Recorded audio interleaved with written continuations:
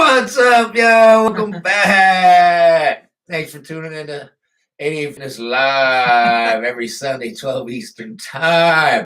Today, we're talking about the ultimate cutting guide, how to lose fat without losing muscle. Good question. Comes up all the time. Yes, it does. But first, updates. Do we actually have any updates this week? Smith machine is up and running. We got the counterweights hooked up yesterday. Hey, we went a week without counterweights, y'all. And if you ever felt the bar on a Smith machine without counterweights, it's heavy. Yeah, it's got to be like 65, 70 pounds for the bar. It's probably around 70 pounds without the counterweights on it. That's why the counterweights are on it. If you ever wondered why the counterweights are on the Smith machine. Kylie's on. What's up, Kylie? What's up? Yeah. Other than that, the bulk's going good. You know, we cut down. I had a little opportunity, which basically was photo shoots and videos. So I cut down to 215. We're rock and rolling. I'm back up to 217. We're going to get to 220, but we're going to take our time getting there. Yeah, he's got some good bulking meals. If Native Grit's on, he would appreciate it. I think it was him or it was Commando Slayer, one of them. Said something about stew the other day. So we were inspired. So James is getting a beef and potato stew this week to help with his bulk. So good bulking meal there. Absolutely. Looking forward to it. But thank you, Native Grit or Commander Slayer, whichever one it was. Yeah, I can't remember. It was such a great idea, though, for bulking up, for sure. But today's topic's all about cutting. I want to thank Lohith, I think is how you say the handle name, who asked us for some insights on how to do a cut without jeopardizing your muscle mass and, you know, how do all those things like fasted cardio or high intensity cardio go into play when you're trying to maximize fat loss. So we figured we'd go all through that today. And it's really the perfect time because as soon as January 1st hits, most people have that on the forefront of their mind that they're going to get in shape, lose weight, kind of get that summer shred on. So, yes, there's an interesting stat. The average American gains 8 pounds from Halloween to New Year's. 8 pounds. That's average, y'all. Yeah. Some people are above average. Some people are low average. But that's part of the rush you see at New Year's. Even if they're not regulars, they're still coming back January, February, working that 8 pounds off. And good on them for that, you know? Yeah, in fact, that was one of the reasons I challenged my sister-in-laws to a Biggest Loser competition between Halloween and Christmas, because that was going to help us be accountable and not be that average 8 pounds. In fact, I'm down 9 pounds as it is. So we are the complete opposite, which has really been helpful this holiday season. Yeah, and this is a very tough time to diet. You got the work parties, holiday parties, family parties, friends parties. It's a tough time of year. I mean, it's good to start your bulk this time of year, but if you're cutting, it's tough. All right. So again, the topic today is insights on how to properly cut down the body fat while preserving the muscle mass. So we'll go through diet, training tips, cardio, and then even some lifestyle strategies. Big T's on. What's up, Big T? Oh, yeah. So I think first and foremost, the most important thing to understand when cutting and trying to preserve your muscle mass and retain it is what is cutting. Like, so when we say that, what does that mean?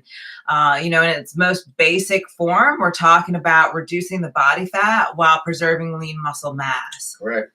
That's leaning out. Yep. So when someone says that they're in the cutting phase of training, this is definitely referring to a phase of training that's specifically targeted from a nutritional standpoint, an exercise standpoint, to help them shred off that body fat. Some will even call it the shredding phase, if you will. And cutting is the exact opposite of bulking, y'all. So the exact opposite of what James is doing right now is cutting phase. You got it. And Lohith's on. Lohith says, I have around 18-20% body fat. I fear muscle loss to cut. I weigh around 67 kilograms. Some solid advice, please. Yeah. So Lohith, if you will, are you male or female? Because we can't see the first or last name in the handle there. So that will make a big difference. And I am going to talk about the body fat percentages in a little bit here. Okay, great. So Big yeah. T says he smoked from back day, got new gym equipment. Outstanding, Big T, Nice. my man. Terrence, drop us a line. What did you get at your gym? I want to hear about it. Yeah, we're supposed to get new equipment at the gym on post as well, so I'm waiting for that to happen. So as soon as that happens, we'll be working those new machines, baby. Oh, yeah. All right. So when it comes to cutting and leaning out, there's some key metrics that you probably want to at least be aware of. One is body fat percentage, but I wouldn't get hung up on this one too much. I mean, visually, you'll know you're at the right body fat percentage when you look the way you want to look. But in general, like I would say that for a male, if you're looking for that kind of like beach ready look, you're probably somewhere between 10 to 12% body fat, in my opinion. And if you're female, you're probably around 14 to 18% body fat. So that means you can see pretty much clear separation between the major muscle groups. So you have a six-pack look. You can see your delts versus your biceps versus your triceps. You can see the pecs. So, your muscles are separated, yeah. y'all. You don't have a hot dog from here all the way down. No hot dog arms. Big T got new Olympic squat racks. Oh, fantastic, nice. brother. Nice. I love that. That opens up the gym because if it's crowded, you got another squat rack here, squat rack here, squat rack here, power rack. It's lovely. Absolutely. I love it when they add that in there. Now, if we're talking actually like bodybuilder body fat percentages for a male, that's probably somewhere between 3 to 8%. So the male bodybuilding divisions, they go from I'm super shredded, peeled, I've got this grainy grittiness, you can see all the different muscle fibers, to more of that beach body-ish look. So there is a pretty big range there, but yeah, you're usually talking 3 to 8%. I mean, that's even leaner than like Athlean X if you're like trying to correlate that to something. Listen, y'all. It's lean. There's lean and then there's contest lean. You can get beach lean and be ripped and look fantastic and feel fantastic. Contest lean, you're going to be ripped, but you're not going to feel fantastic. Yeah. And so for a female, contest lean's usually 8 to 12%. And that's really shredded, y'all, especially at the 8%. Like that's a pretty shredded female bodybuilder. So Lohith, your question, if you're currently around 8 to 20%, and I'm curious, so drop me a line on how you know that, how you're getting that measurement. You're not too far off. I mean, if you get, another 6% off, you're going to have that beach time look if that's what you're looking for. Yep. Even a little higher to that, 14 to 18, you can definitely tell you're someone that works out. You have muscles. They may not be as defined in the individual muscle groups, but you definitely can tell you're someone that works out at that 18%. 18 to 20%, you're going to see abs. Right. They might not be chiseled, but you're going to see an outline of abs. You should. Right. So I hope that at least helps with the body fat percentages. It's a great. So Commando Slayer has a question. Is there any way to prevent stretch marks when losing weight? I got them when I was on a strict diet. So I don't know what James is doing right now. Right here, bro. Those stretch marks, if you can see them, I got them right there. So Commando Slayer, they actually happen when you're gaining weight and bulking. And they're just a lot more noticeable sometimes when you lean out because you have excess skin. So, to prevent the stretch marks in the first place, you need to be very slow about bulking up. And that's why we talk about clean bulks all the time. Like you don't want to dirty bulk and put excess body fat on because, you're just going to grow too fast and that's what will happen and you'll get the stretch marks. That's another reason you stop at 20 pounds over your stage weight. Mm-hmm. I've been to posing practice where you got 300 plus pound guys and they are big dudes and they're muscular, but none of them ever make it to the stage, yo. Right. They can't lose the weight. They're too big to begin with. They can't cut it down. Yeah. So Lohith says he can see the upper four abs. Well, yeah. Yep. So, all right. So you're pretty close then to getting that beach 18 look. to 20. Yep. You're probably right there. So another key metric, and I still want to go back to how you're measuring the body fat, but another key metric there is like, what is your scale weight? So if you're looking to cut weight, you probably are going to want some kind of weight measurement to know what your starting point is. Although that is not the end all say all to weight loss. It's not a good indicator because Fat loss. Yeah, you can't tell whether you're losing fat or muscle or what's happening. You just know that from an overall weight standpoint, you're going down.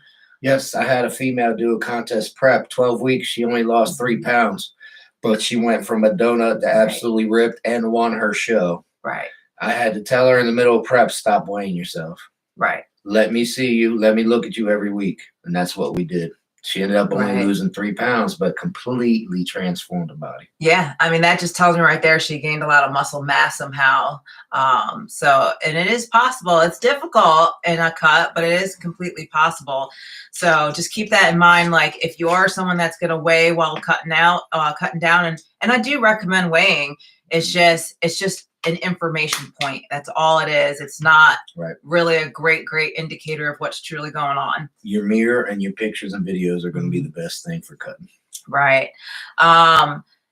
We got to talk a little bit about goals. Of course, this is where I come in and talk about the SMART goals. So that's a good question. Low Heath, are you looking to get beach lean or contest lean? Because they're two different leans, and the one's not so extreme. The other one is very extreme. So yeah, I bring up SMART goals. Those are your goals that are specific, measurable, actionable, realistic, and time bound, because depending on how much weight you have to lose to get the look you're looking for, that will dictate how long it's going to take. And so sometimes clients come to us and they want to lose weight for some type of event or thing going on, and it's not realistic. So if you look at how much weight you want to break down and you start, if you have a time duration, sometimes it's not feasible because the rate of loss that you have to achieve is just unrealistic. Yeah. And so you kind of have to have an idea in mind of like, how quick do I want to cut down? And it's really important you don't do it too fast, because then you are going to risk losing muscle mass and things. So I think the time duration is really important. Yeah, if you have to go extreme, that's when you start digging into your muscles and start sacrificing your muscle and stuff. Loth said he's looking for a beach look, not a contest look. Very good. There's a difference. So I'm glad we decided that. Yeah. Big T has a good question. How long is too long to be on a cut or even a bulk? I don't know if there's a steadfast rule, but you're not going to want to be in that state for years and years and years. And I've met a lot of females that actually have been in a caloric deficit for years. I mean, that has long-term impacts to you hormonally, physiologically, like emotionally. Same thing with a bulk. I mean, I know guys that are on perma bulk. They're just big, heavy, overweight, and they stay that way. They never cut down. Either way, it's not healthy. It's not healthy at all. Yeah, I mean, the longer you're in a cut phase, Tina said it, you're more susceptible to injuries, you're more susceptible to overtrain, and you're more susceptible to losing your muscle mass. And as we age, we don't want that. We want to preserve as much muscle mass as we can. So the more you can limit how long you're in the cut, and I'm not going to give you a specific amount of time because I think it's individualized. Guidelines. But yeah, you really want to limit it. You got a body comp analyzer is how low he checks his body fat. Okay. Is that impedance or is it the calipers?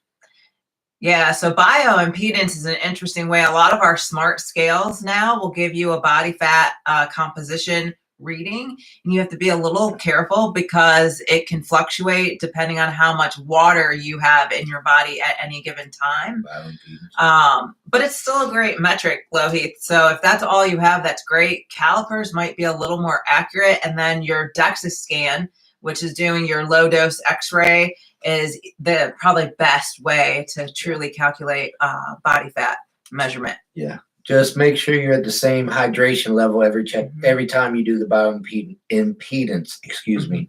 If you're dehydrated, let me back up. How bioimpedance works is it measures the electric pulses through your body and how fast they go. So the more hydrated you are, the faster they're going to go. If you're dehydrated, they're going to go slow because there's less water and it's electricity. So it's going through your body. The more water it has, the faster it's going to go, yo. That's how bioimpedance works. So that's why you need to be at the same hydration level when you check it. Right. All right. Angel said just finished arms with just cables. My man, just in time for the live stream. All right. I love Appreciate it, Angel. My man, with the pump too. Yes. I love it. So in terms of like the science behind muscle retention, you know, an interesting thing to keep in mind, and I think I'm doing this hypertrophy training right now from Dr. Sokolowski, and he says something in one of the training modules that, you know, as a human, we are always breaking down muscle and tissue. Yep. It is a continuous process daily. Whether you lift or not. Yeah, whether you lift or not, you are constantly breaking down that muscle. So if you're trying to preserve and gain muscle, you really are building that in a caloric surplus. So the moment we start into that cutting phase and we have a caloric deficit, it requires an actual strategy to try to preserve that muscle mass, because now you just built the perfect muscle breakdown strategy by doing the deficit. So there's some other things you need to bring into play to try to preserve it. And that's what Lohith was asking. How do I cut but not sacrifice muscle, right? Yeah, and I thought that was a great topic considering we are going into the start of the new year. So, you know, question too, yeah. We'll get more into it, but you know, if you're at a caloric deficit, you know, you're definitely going to want to make sure you're getting adequate protein. Like we need to make sure the building blocks for muscle growth are still there. So you're getting all those amino acids, you're getting enough daily protein intake.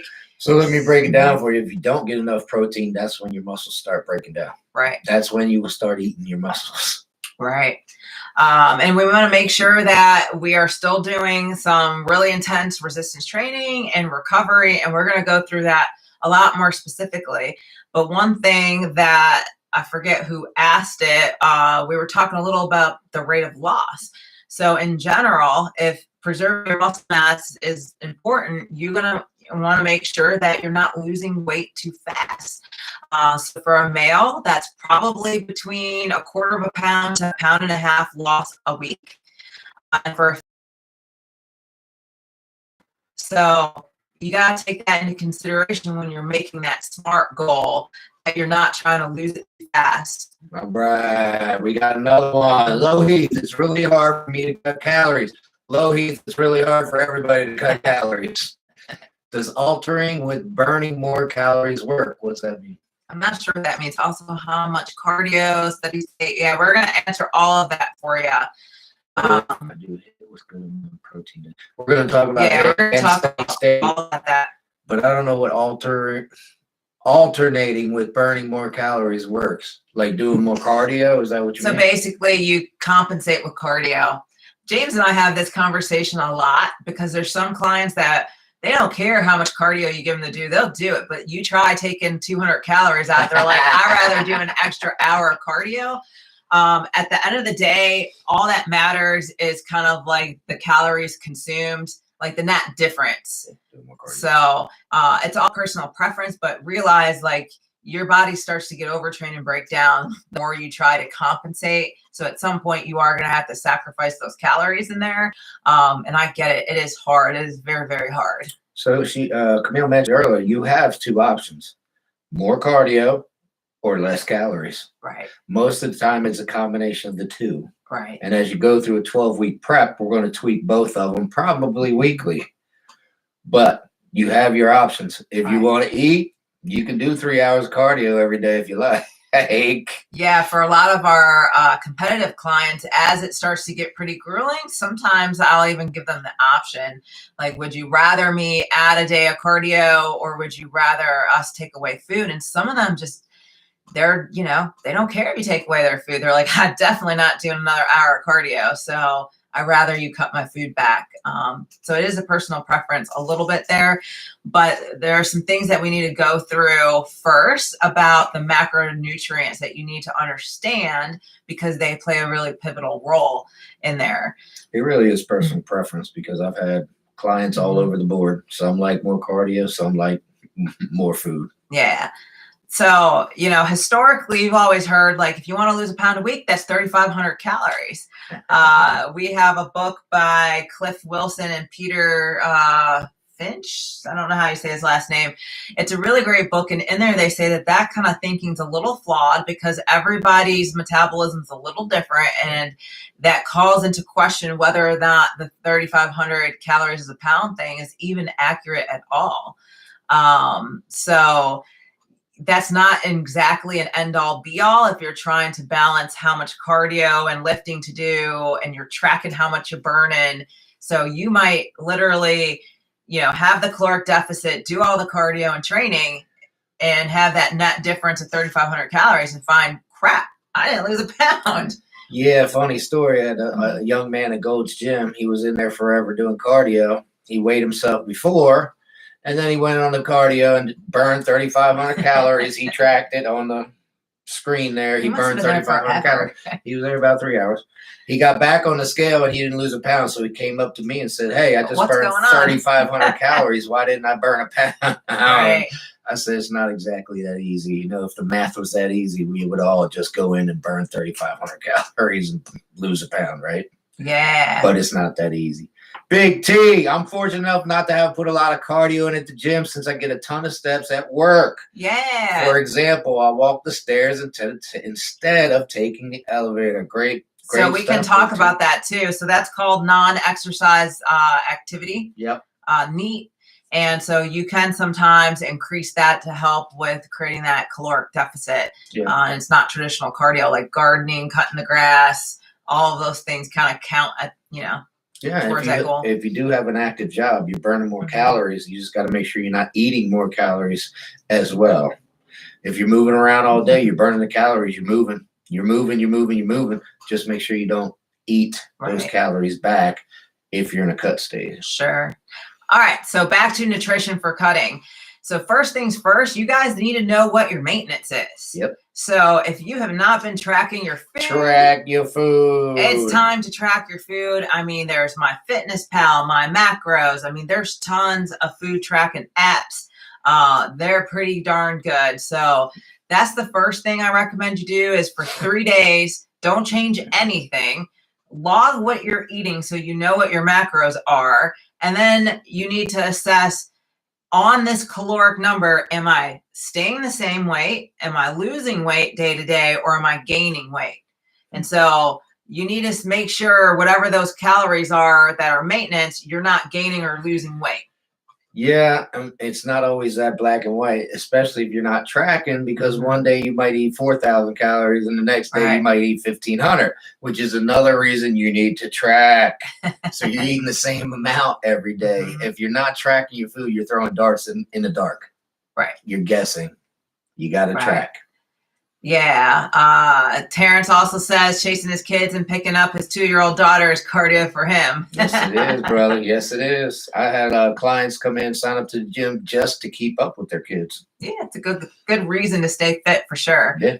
All right. So number one, track your macros for 3 days. And the hard part, and I challenge you, is not to change anything. You should be tracking already. If you haven't been tracking, then do the 3 days. Yeah, a lot of people, when you say, hey, I need you to log for a couple of days on what you're eating, all of a sudden they clean up the diet. And I tell them, hey, I'm not here to judge you. I just need to know ground starting truth. Point. We need a starting point. We need what accurately are you eating?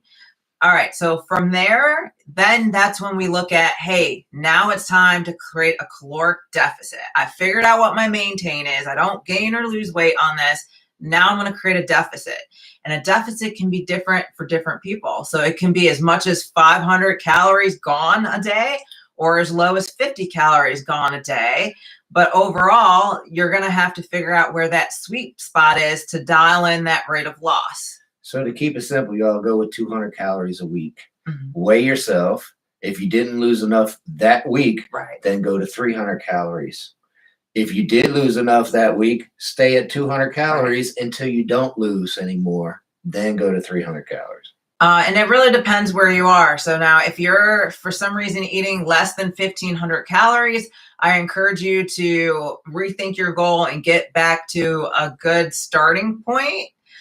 Before trying to cut 200 calories out. Because if you were only eating 1,200 calories, which is just enough for bodily functions and whatnot, depending on your height and size, and then you take 500 calories out, well, hey, now we're not even eating enough to sustain bodily function. So that's something to consider is like, are you at a healthy range to start with? Yes, and it depends on the size of yourself. I've had plenty of tiny women come through and go all the way down to 900 calories, and they're fine, and they're barely losing weight at 900 calories a day because they're so tiny.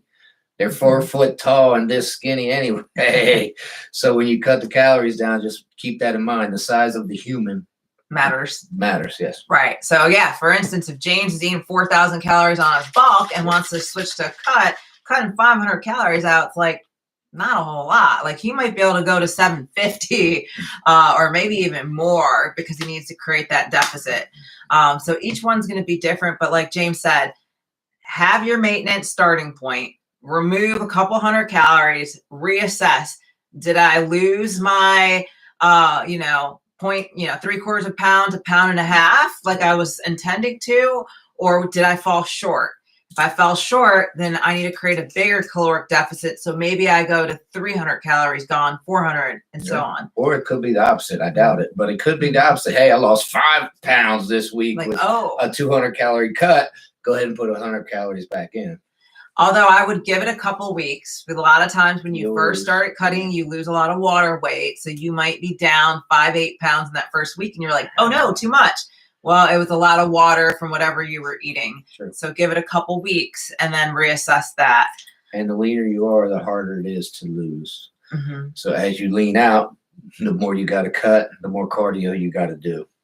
So Lohith asks, how do I know the difference in my weight is actually fat loss or muscle loss? Any metrics? That's when you need the mirror and the pictures and the videos and your body fat. Don't trust the bioimpedance, but you can still, as long as you got the same hydration level, you can still do that. So in general, Lohith, your body wants to get rid of it. It will first use like glycogen for fuel and sustaining itself, and then it will convert your fat to that. Like the muscle will be the last resort. So in general, as long as like you're not doing crazy marathons at a crazy deficit or something that's really catabolic there, but in general, you should be losing the fat. But like James said, use the mirror, look at yourself, get the body fat measurement, get the weight measurement. You can even do tape measurements of your arms, but realize they're going to get smaller as you lose the body fat. But you use all of those tools to your disposal to determine that. And keep in mind, Lohith, your body does not want to eat muscle. It prefers to eat fat. It prefers to eat your glycogen stores first. Right. So yes, there are times where you can make your body eat your muscle, but it's pretty extreme, brother. You're pretty at that low 3 to 8% body fat when that starts happening. You're going to be real low body fat before your body starts eating muscle instead of fat. Sure. Angel said, if you cut back on sugar and fat intake, it helps you lose weight. Yes, it does. I eat some kind of fruit an hour before bedtime. Outstanding. Yeah, sugar and fat is just calories. And most of the time it's empty calories, especially if it's trans fat or saturated fat. So it's good things to stay away from.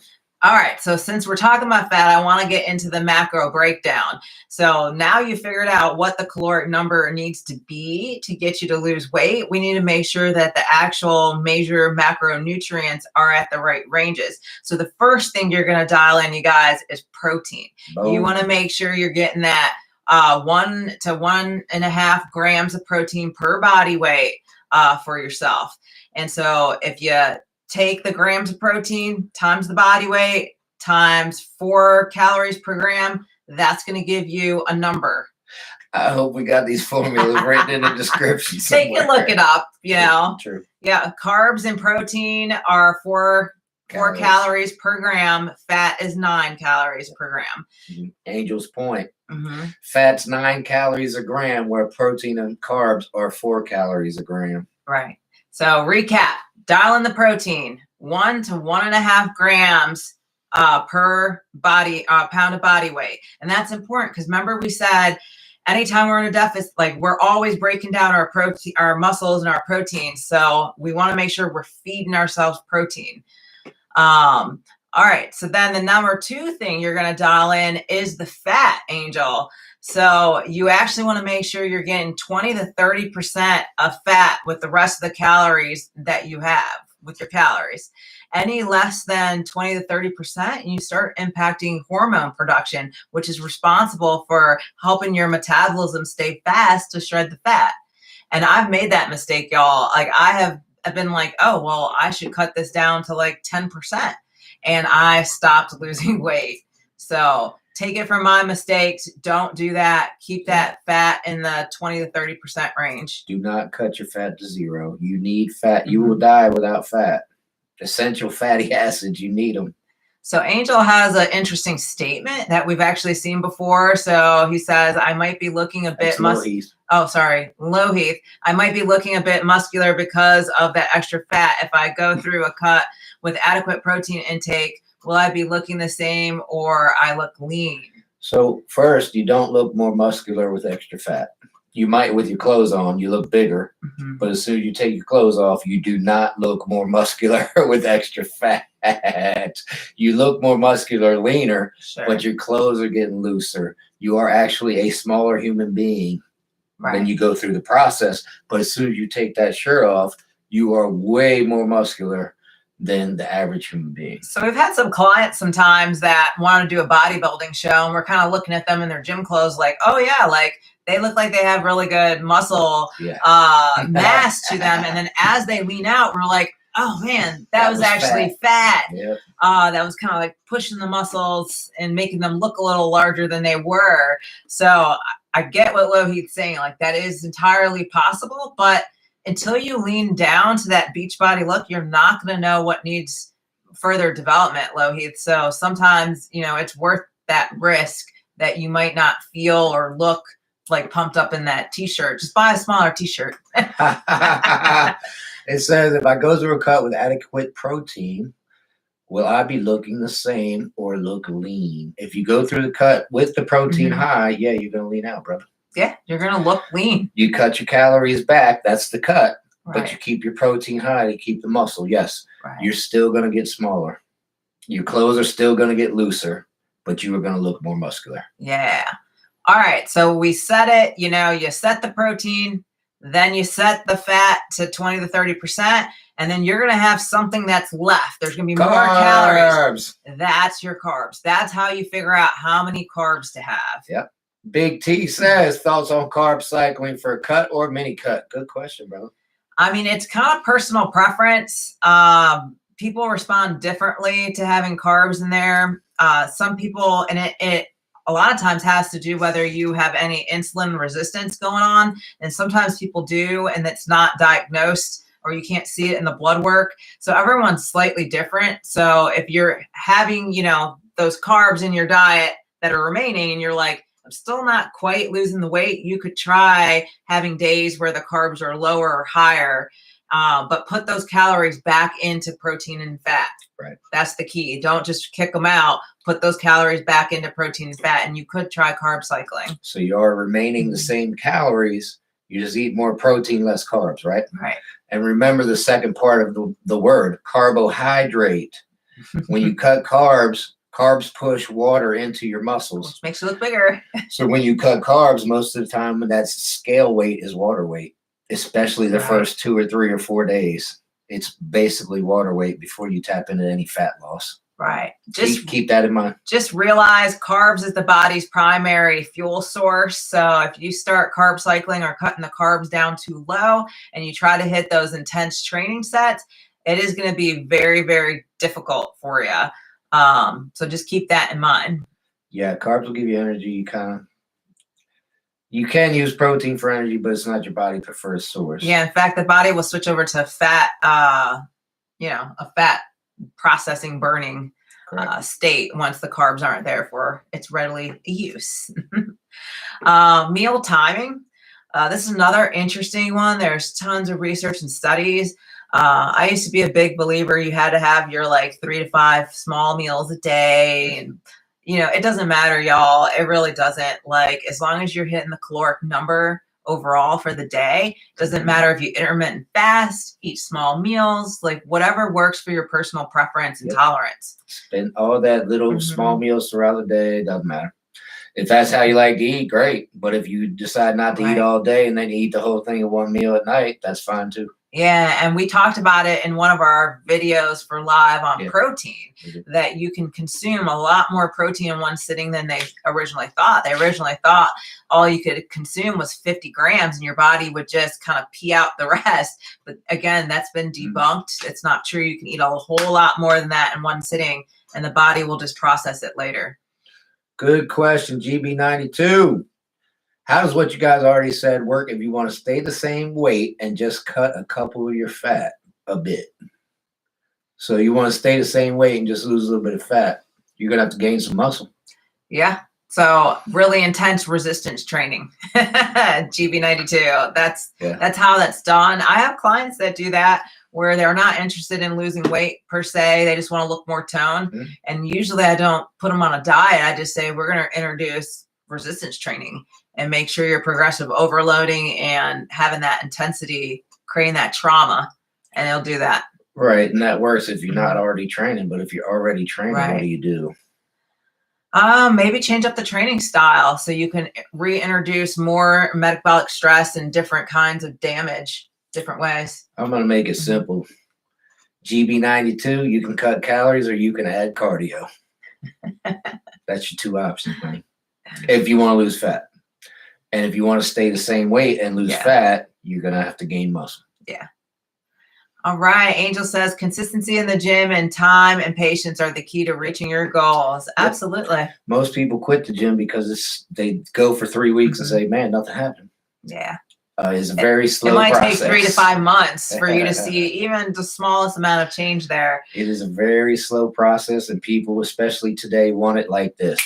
A lot of our bodybuilding clients, it's very fun to watch them do a 16-week prep because, you know, it'll be like week 4 and let's say they're losing a pound a week and they just don't see it. And I keep saying, trust the process, trust the process. Well, when they get to 16 weeks, they're like, holy smokes, like I was fat before. And we're like, no, you weren't fat, but you did really lean out and get that shredded look. And you just don't see it happening week to week because it takes time. You are correct, Angel. Well said. Yeah. Be patient and trust the process. If you consistently do the right things, you don't give your body a choice. It will work. Yeah. All right. In terms of supplements for cutting, I'm not going to go too deep into that because we have an entire live that we talked about that, and it was last week. But protein powder, I would say, you know, your whey protein, something with a really high BV value is what you want. You want your branched chain amino acids, your essential amino acids, and some type of fat burner. So that could be in your pre-workout or a separate pill or something like that.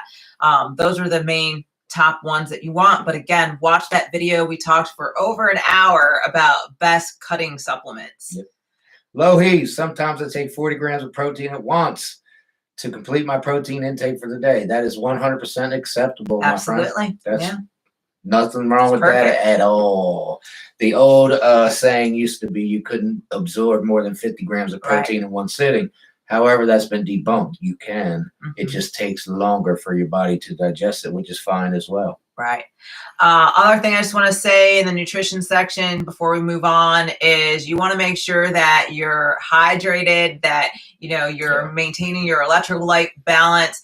As your body starts to break down that fat, it needs to be able to transport it out of the body. You want to stay hydrated for that. You want to stay hydrated for preserving the muscle mass too. So you want to stay hydrated to perform as well. Yeah. Believe me, if you're dehydrated, you're not doing well in the gym. Yeah. All right. So that's all the nutrition stuff. I hope that helps. We're going to shift gears now to get into some of the cardio for cutting because Lohith had some questions on the different strategies like high intensity, interval type training, or, you know, that low intensity, steady state kind of cardio. Yep. Good questions. So yeah, I really love this topic. And I see we have a lot of people listening. If you have questions unrelated to this, ask away. Like that's why we're here. We'll definitely get them answered for you. So cardio. So high intensity interval training HIIT. This is it's been around for a while. It's been popular for a while. Yeah. I would say there's lots of pros. There are some cons too if you're looking at HIIT and considering that.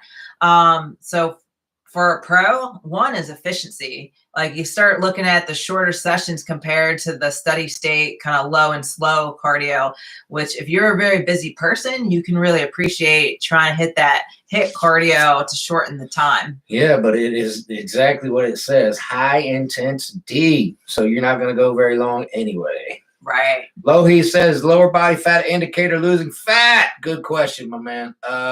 Everybody holds their fat at a different place. So that could be an indicator. It could not be an indicator. My personal spot is in the back, right above my butt is where I hold my fat. Love handles. So you're right. If I pinch there and there's nothing left there, I know I'm ready for contest. I know my body fat's 3%. Sure. I'm ready to go. Right. My belt in the front of the belly, I don't ever hold anything there. So that's not a good spot for me. But again, everybody holds a different place. Most females hold it in their legs and hips and butt. Yep, that's me. So if I were looking at my upper body trying to judge that, I'd be like, oh yeah, I'm lean. But no, like I have to look at the hips and the thighs there to see if I'm losing actual weight. And wherever you hold it, that's the last place it's going to go. Of course. That's the last place it's going to go. And you can't spot treat it. Nope. It's very unfortunate. In fact, as a bodybuilder, I struggle with that because a lot of times my upper body is shredded to pieces and I still will have like that little bit of film or cellulite on the leg somewhere. And I'm like, man, I mean, it's come to the point where sometimes I did have to waste some muscle and sacrifice the upper body just to get the lower body to match the level of leanness, which is unfortunate. It's very, very unfortunate. All right, back to HIIT. So the efficiency is definitely one of the biggest pros I see with HIIT training. HIIT does burn a significant amount of calories in a short amount of time. So it really boosts that like post-exercise calorie burn, EPOC. Yep.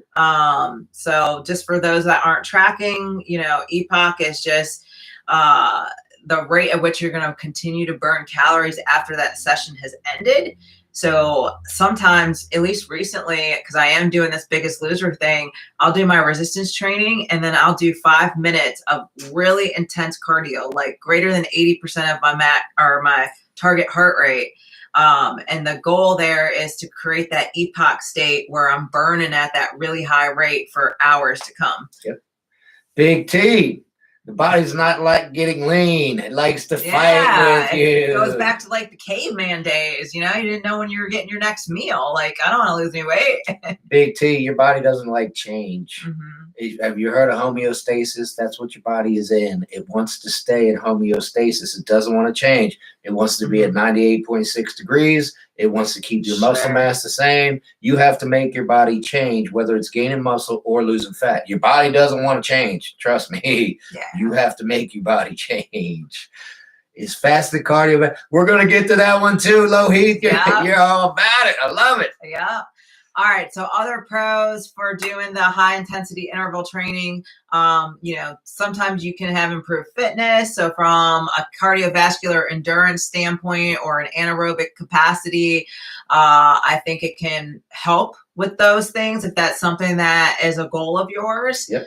And then in terms of muscle preservation, you know, less muscle loss compared to long endurance cardio. That is correct. Look at sprinters' physiques compared to marathoners' physiques. I'd rather have the hurdlers' physique. Sprinters are very muscular. Yeah. Marathoners are not. That gives you an example right there. But be careful with high intensity training. Yeah. I just tore my hamstring. Guess what I was doing when I tore my hamstring? Sprints. High intensity intervals. Yes, I was running sprints. So again, be cautious with your. It is high intensity, so be cautious with it. Yeah, so that kind of brings us to some of the cons. Like one, the intensity. So that's very taxing on your body. And so that might not be suitable for everyone and may not be suitable depending on if you have any medical conditions and things too.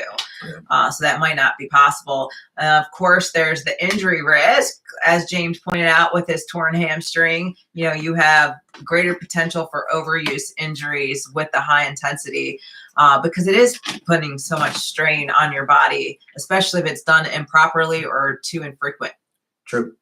Angel said, just because you can't lose a belly fat, don't give up. Look at the rest of your body and see the improvements you make. Good point, I love brother. that, Angel. I do too. Usually we are our own worst critics. So, Lohith, if I saw you and you said you're chubby, you got some belly fat, I'll probably tell you you're tripping more than likely. But it's probably the first thing you look at every time you got the shirt off, looking in the mirror. Yeah, we're biased. I'm the same way. Everyone's got their own personal bias. So have someone else take a look and actually critique your physique. Correct. And remember, we are our own worst critics. Compared to average, Lohith, you're probably already ripped at 18 to 20%. As compared to average. Yeah, most people can't even see those 4 abs, Lohith. Right. So don't, Angel's right. Don't be so hard on yourself. Look at what you've done, where you've come, how far you've come already. And again, compared to average, you're probably way above the scale. All right. So other cons is just the recovery time too. You know, it requires maybe a little longer recovery time than like your low and slow. Yeah, your HIIT training. Yeah, most definitely. Yeah. So you might need to do that like every other session or something like that. So it's not so intense or grueling for you. And then, yeah, I think it's just not suitable for everyone. I know it takes a lot to truly do HIIT and to do it properly. Correct. And so a lot of people don't have that, what's the right word? It's like the willingness to the drive to actually achieve that. Some people like it because it's a challenge. To endure the pain. But yeah, that's kind of what I'm looking for. It hurts. One. It's a tough one. You're going to be out of breath, huffing and puffing. You're probably going to feel like you're going to throw up, and you have to keep going. Yeah. So that's tough. So a lot of people would rather do low intensity, steady state cardio as an option. So again, there's pros for this one. Like it's suitable for pretty much all fitness levels, including beginners. There's lower risks to injury compared to the HIIT. You're putting less strain on your joints and your muscles. I know I have some knee injuries, so doing like crazy sprints and HIIT is just not for me a lot of the times. I would rather do that lower impact type of cardio, which is your low intensity steady state. And then if you need to build endurance, steady state could be more helpful because it helps improve that aerobic capacity to be able to maybe do HIIT, one day. And it's good for your heart health over time, right? Everyone should be getting that 150 minutes of cardio in as dictated by the American Heart Association. But all right, I'm gonna break it down for you in bro science now, y'all. Do whatever one doesn't affect your weightlifting. If you're doing HIIT cardio and it starts to take away from your weight training, switch to the low intensity. Right. If you can do HIIT and it doesn't drag you down, doesn't make you sore, doesn't beat you up, stick with HIIT. Yeah, I mean, sometimes low and slow is not, it causes overuse injuries. Yep. So sometimes you'll start saying, hey, why is my hip burning? I've been doing like hours of cardio. So maybe the HIIT actually is a little less damaging for you. It's going to be a personal preference. You're going to have to try it. And you don't know until you try each one. Yeah. I would stick with HIIT until it starts beating you up and then switch to the low intensity one. Yeah, in terms of some of the cons for the low intensity one is typically there's limited caloric burn. So you're not going to burn as many calories in a short amount of time as you would with the HIIT. So you got to consider that. Yeah. There's also the potential for plateaus. So unless you're like cranking up your speed, your inclines, the rate that you're stepping on the step mill or whatever it is, like you have more chances of plateauing on the low intensity steady state cardio. GB92, is there a preference on when you should do your cardio? Off days, before workout, after workout? That's a good question, GB92. Very good question. So in general, because we're trying to preserve muscle mass, that was like one of the criteria Lohith gave us for this topic. You're going to want to either do your cardio like several hours after lifting or on a non-lifting day. But if you have to do it on a lifting day, always after, never before, because we want to put the intensity into the lifting. Right. So if we blow through all of our glycogen stores, our carbs, that are our fuel, we can't put the intensity into the resistance training. So you always want to do the resistance training first. And then if you can help it, 3 to 5 hours later, go ahead and hit your cardio. But if not, after. Yes. One of my first jobs out of the Army was at Cecil College Athletic Department. I worked in the weight room. I watched the weight room basically help people clean, blah, blah, blah. The basketball team would do pickup games, and they would always ask because they didn't have enough bodies. Hey, come play ball. Come play ball. Come play ball. Anytime I played basketball before I lifted, I wasn't worth a crap in the gym. Right. I was exhausted from playing basketball, and I'm not good at basketball, by the way. It just needed a body. But it took me about 3 times, and then I started saying, no, man, I'll play after I lift, but I'm not going to play before I lift. Yeah. Takes away from your lifting, so always do it after you're lifting. And if you can, we're going to get to the fasted here in a minute. All right. So, yeah, those were great tips. Thanks for that question, GB92. It's a good one. Good question. So, yeah, in summary, choose HIIT if you're short on time, you really enjoy challenges, and you got a high pain tolerance. And because it's going to be one of the best ones for preserving muscle mass. But if you have some kind of health condition, maybe you're new to lifting or working out, you want something a little more manageable, you're going to want to do the low intensity steady state cardio. If you've never done HIIT, you're going to feel like you're having a heart attack. Just heads up. You're huffing and puffing, man. I mean, seriously, you're sprinting, and you're supposed to sprint again before you catch your breath. Right. And then you do another sprint after that. So you're like, wait, can I breathe? Right. I can't breathe. When is this over? Holy smokes. Yeah, for sure. All right. So something I want to get into is like, well, how much cardio should I do? Well, really, it goes back to, well, how much of a deficit or burn are we trying to create for the week to get that, 3/4 to 1.5 pounds off a week. But you want to start slow and then ramp up, because once you put too much cardio in, it is almost impossible to start removing it and continuing to lose weight. Yeah. So really I would maybe just target a couple days a week to start with. Yep. And see how that goes. Like, did I hit my quota? And then you would say, no, I didn't lose as much as I want. All right, let me add another day of cardio in there. So typically I'll start my clients at 3 days, 30 minutes, and all we can do is add from there. Right. If they're losing at 3 days, 30 minutes, then we keep them there. Once they plateau, now you're going to 4 days, 30 minutes. Right. Yeah. So use it as a tool.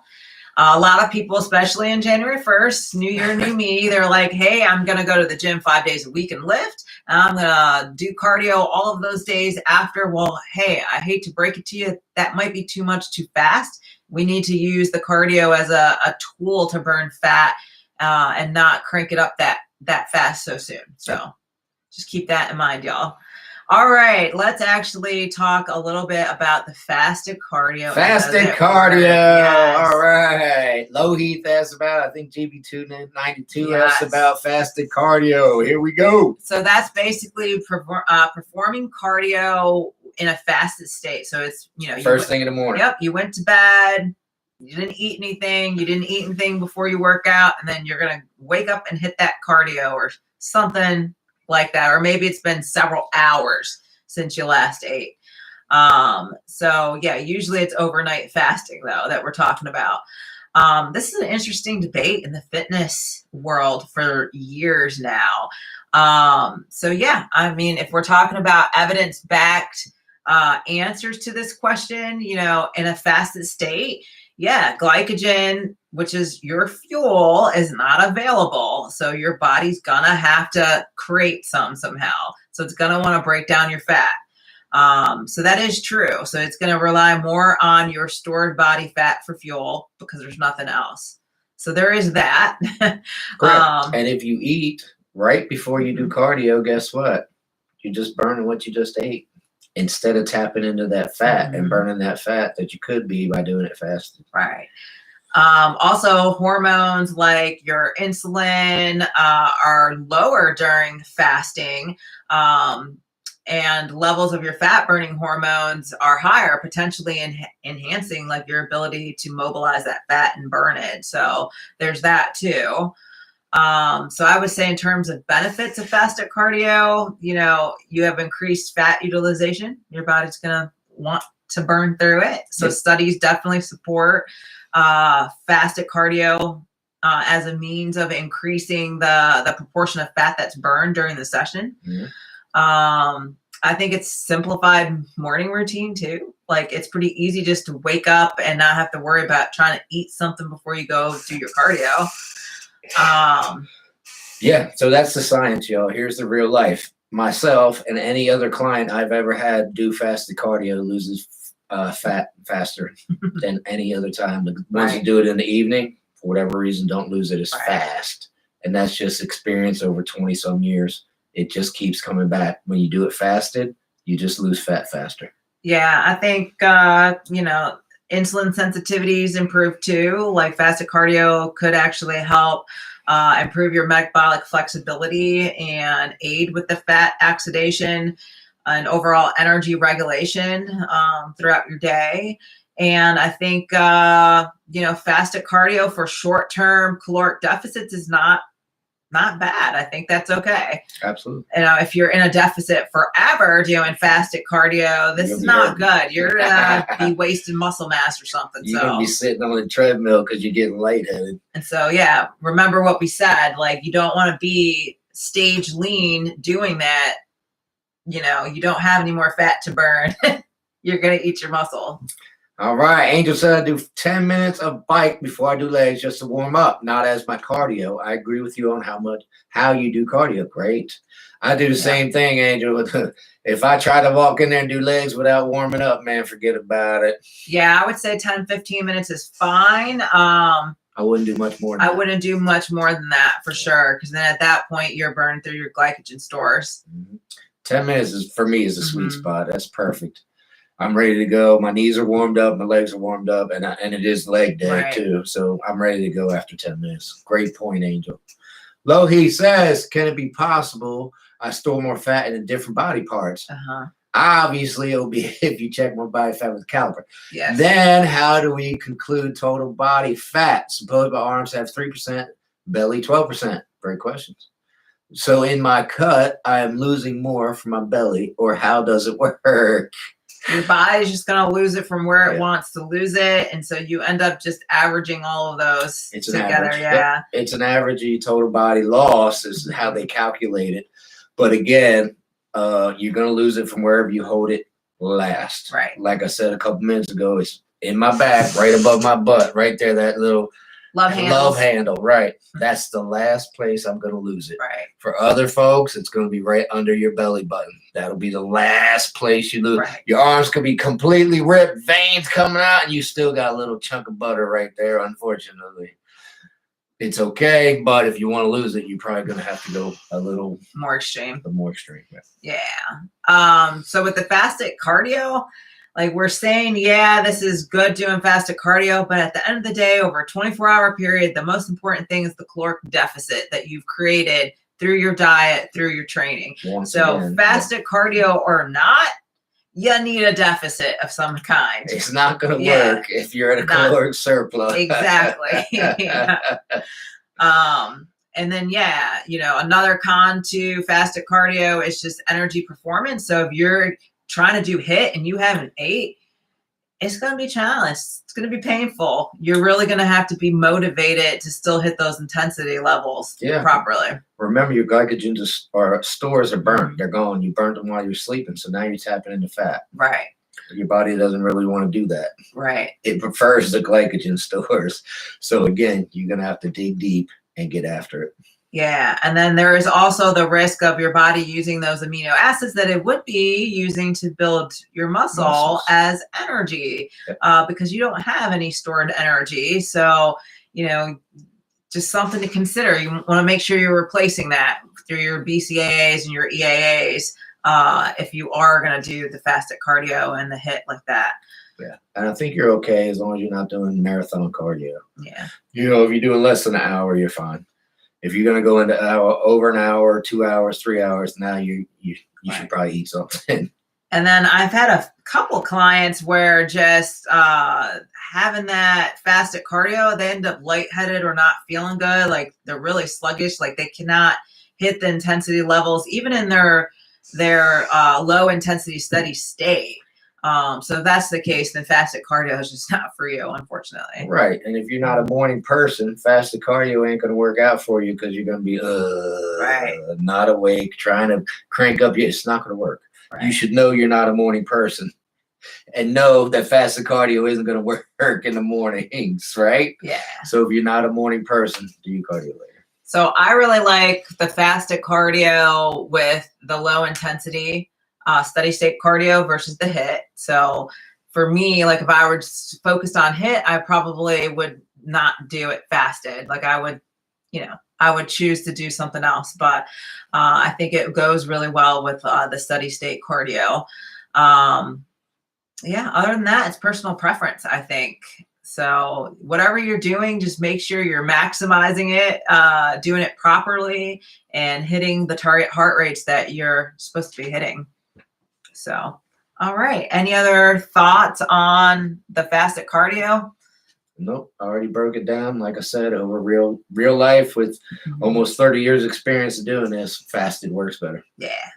All right. So in terms of some training strategies during a cut, first and foremost, like focus on your resistance training. Like keep trying. Keep your muscles. Yeah. You gotta, was it Mike Mentor that said it? Like it's possible to still gain muscle in a cut, but the level of intensity has to be there. It has to be, pretty grotesque. Yep. And if your body is called to adapt, it will still adapt. It will use all of the nutrients and things it does have from wherever to adapt to the stimulus you're providing. That's 100% correct. It's just that much harder when you're at a caloric deficit. Right. To reach those intensity levels, those grotesque intensity levels at a caloric deficit, extremely hard. Yeah. So keep the intensity hard, still try to progressive overload. I mean, realize at some point in your cut, if it's deep enough, you're probably not going to continue to be able to progressive overload, but that shouldn't stop you from trying. Yep. And a good strategy is to also focus and prioritize the compound lifts. These are where you're using more than one muscle group, more than one joint, so you're burning a lot more calories than your isolation exercises. Yeah, and definitely whatever you do, just high intensity. Maintain that intensity level like nothing happened. And that's what's helping to preserve that muscle. Yes. All right. Volume and frequency of training. Obviously, the more volume and frequency you train, the more calories burned. But again, it's a tool. So you need to go week to week and see how much you're losing to figure out how to adjust your frequency. Yeah. All right. Lohi says, suppose I do a steady state fasted cardio. What should I consume after? High protein or high carbs? And Native Grit's on, baby. He's late, but he'll catch up. What's up, Native Grit? Lohi, I mean, definitely you want your protein, but you need to follow your macros. So whatever you have planned for splitting out your macros, that's what you want to do. I wouldn't just consume carbs without a protein source. That's going to spike your insulin, which we don't really want. We want to keep that pretty low. So if you are going to eat carbs, definitely eat protein with it to balance that back out. Yeah, good mix. Good mix after you work out, after your cardio is perfect. Yeah. All right, let's see. And I think it's pretty important that you guys still have some kind of planned recovery and rest in there. You don't want to be going 7 days a week, alternating the resistance training and cardio. Yeah, we talked about it. If HIIT's affecting your weight training, cut back.